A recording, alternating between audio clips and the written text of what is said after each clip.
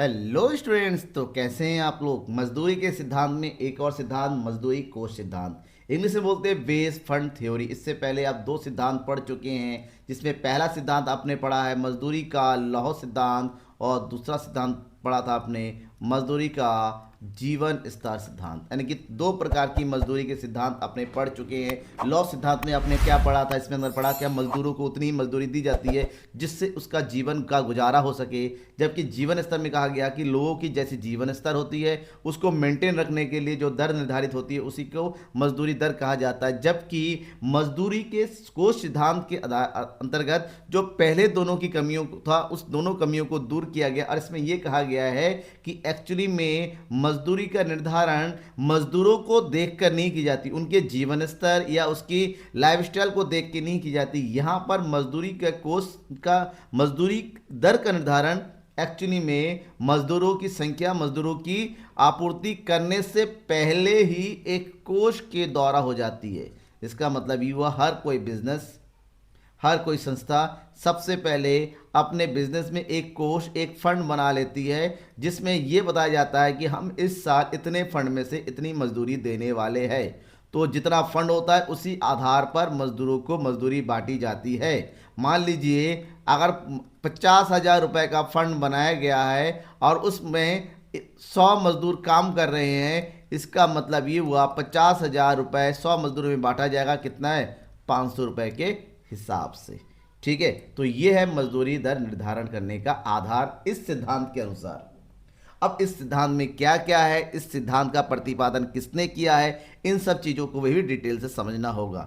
अगर हम मजदूरी कोष सिद्धांत की बात करते हैं, इस सिद्धांत का प्रतिपादक थे प्रोफेसर एडम स्मिथ। ये वही एडम स्मिथ है जिनको अर्थशास्त्र का जनक कहा जाता है। अर्थशास्त्र का जनक, फादर ऑफ इकोनॉमिक्स कहा जाता है इनको, क्योंकि इन्होंने इकोनॉमिक्स के बारे में सबसे पहले अपनी परिभाषा दी थी और उसके बाद इस सिद्धांत को समर्थन किया था प्रोफेसर रिकार्डो एंड मार्थस ने, और इसके बाद इसके बारे में डिटेल से व्याख्या किया था प्रोफेसर जे.एस. मिल ने।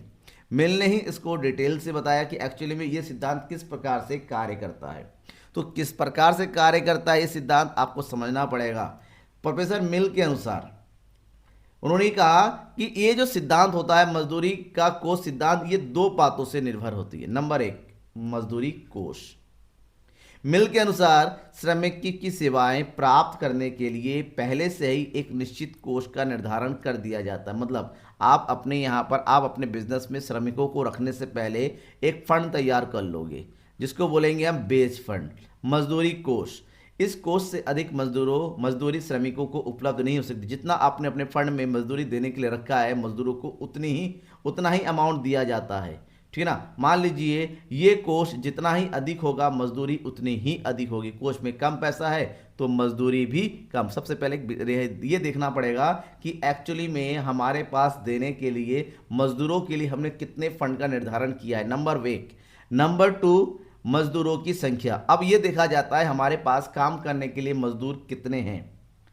मजदूरी निश्चित होती है, इसमें कम या ज्यादा नहीं होता है, लेकिन अगर श्रमिकों को इसी आधार पर मजदूरी दी जानी होती है तो ध्यान में यह रखिएगा श्रमिकों की संख्या जितनी कम होगी मजदूरी भी उतनी अधिक होगी। और इसके ठीक विपरीत यदि श्रमिकों की संख्या अधिक होगी तो मजदूरी दर भी कम हो जाएगी। कैसे? क्योंकि यहां पर मजदूरी निर्धारण के लिए जो फार्मूला यूज किया जाता है वो कैसे किया जाता है, ये देखिए। यहां पर सबसे पहले हम करेंगे मजदूरी दर बराबर कितना हमारे पास मजदूरी कोष है, मजदूरी कोष को भाग कर दिया जाएगा श्रमिकों की संख्या से, दैट इज श्रमिकों की संख्या। मान लीजिए एक बिजनेस ने अपने बिजनेस में जो है 5 लाख रुपए का फंड बना रखा है और उस बिजनेस में 100 लोग काम कर रहे हैं, तो एक मजदूर की हिस्से में कितने का फंड आएगा? 5,000। इसका मंथली उसको 5,000 या जैसे भी हो, मंथली है, डे के हिसाब से, जैसा भी ये उसका जो नाम है उस हिसाब से। लेकिन ये दरमियान 5 लाख में 100 मजदूर है तो हर एक हिस्से में कितना आएगा? 500। वहीं पर मजदूरी की संख्या अगर 100 से बढ़ के ज़्यादा हो गई तो मजदूरी कम हो जाएगी, 100 से घट कर कम हो जाएगी तो मजदूरी भी बढ़ जाएगी। यही सिद्धांत इस प्रकार से काम करता है। लेकिन एक्चुअली में ये सिद्धांत भी उतनी ज़्यादा जो है प्रैक्टिकली नहीं लगती है, इसकी भी बहुत सारी आलोचनाएं हुई है। कौन कौन सी आलोचनाएं हुई है उसको ध्यान रखते हैं। नंबर 1, मजदूरी कोष का विचार गलत है क्योंकि ऐसा कोई भी भाग पहले से निश्चित नहीं होता जो श्रमिकों को देने के लिए।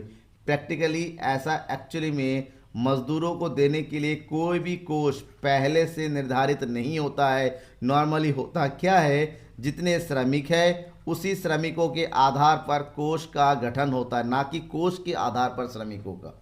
नंबर 1। नंबर 2, मजदूरी कोष एक निश्चित रकम नहीं हो सकती क्योंकि श्रमिकों की संख्या बिजनेस में कभी कम या कभी ज़्यादा हो सकती है। ठीक है ना, ये दूसरी आलोचना है। तीसरी बात यह है कि इस सिद्धांत के अनुसार मजदूरी कोष निश्चित होने के कारण यदि व्यवसाय में श्रमिकों की मजदूरी बढ़ जाती है तो अन्य उद्योगों में श्रमिकों की मजदूरी भी कम हो जाएगी, लेकिन ऐसा नहीं होता है। एक्चुअली में एक प्रकार के बिजनेस में लगे हुए ये श्रमिकों की कहीं पर ज़्यादा होता है, कहीं पर बढ़ जाता है, या कहीं पर मजदूरी बढ़ जाती है, इसका इफेक्ट दूसरे में पड़ता है, वहाँ पर भी मजदूरी बढ़ने का प्रेशर आ जाता है। इसका मतलब ये कथन बिल्कुल गलत है कि एक जगह अगर मजदूरी बढ़ जाती है तो दूसरी जगह मजदूरी कम हो जाए, ऐसा नहीं होता है। दूसरी जगह पर मजदूरी भी बढ़ जाती है। नेक्स्ट पॉइंट नंबर 4, ये सिद्धांत यह बताने में असमर्थ है कि विभिन्न प्रकार के उद्योगों में और विभिन्न स्थानों पर मजदूरी की मजदूरी की दर भिन्न भिन्न क्यों होती है। एक बिजनेस में मजदूरी दर तो समझ में आता है, लेकिन हमने ये देखा है अलग अलग उद्योगों में अलग अलग स्थान पर मजदूरी दर भी बदल जाती है। ऐसा क्यों, वो किस आधार पर कोष का गठन करते हैं, वो किस आधार पर मजदूरों की भर्ती करते हैं, इस बात की व्याख्या यहाँ पर नहीं हुई है।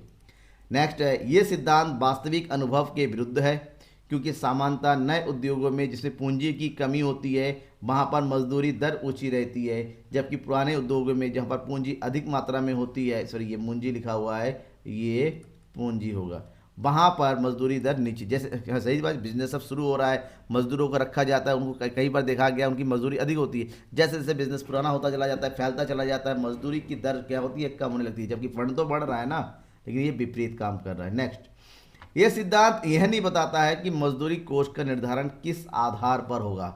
हमने ये तो बताया गया कि मजदूरी कोष का निर्धारण होता है, लेकिन कैसे भाई, कैसे होता है मजदूरी दर का निर्धारण, आप कितना फंड रखोगे अपने पास, इस बात के बारे में ये नहीं बताता है। और नेक्स्ट है, ये सिद्धांत एक पक्षीय है क्योंकि यहाँ पर श्रमिकों की मांग को स्थिर रखा जाता है, केवल और केवल श्रमिकों की पूर्ति को ध्यान में रखा जाता है।